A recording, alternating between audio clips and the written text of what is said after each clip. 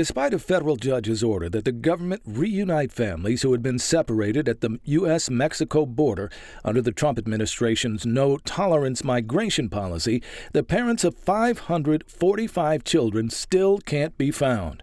That, according to documents filed by the ACLU and the Justice Department.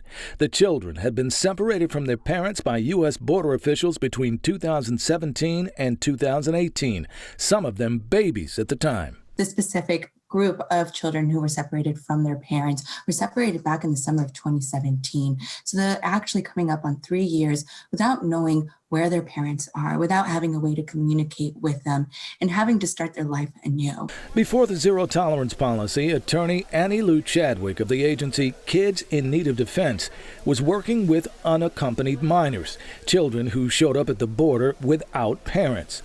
Once the policy hit, her clients got younger and younger. The average age of my clients became 5 years old.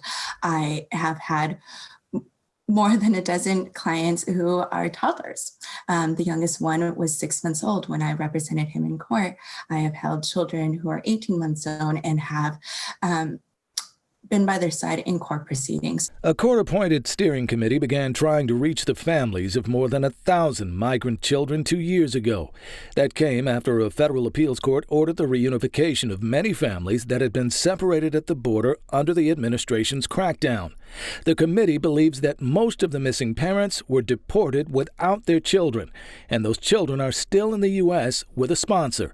And trying to find the parents in the midst of a pandemic has become even more difficult. The separated children were never intended to come to the United States on their own. They weren't intended to be unaccompanied children, but for the actions of this administration that rendered them unaccompanied, they were supposed to be with their parents. In a statement to Pix 11 from ACLU attorney Lee Gallant, he writes, President Trump's horrific practice of ripping children away from their parents is one of the greatest stains on this administration. These families must be reunited and the administration must be held accountable. He adds, we will not stop looking for the families until we find every last one, no matter how long it takes.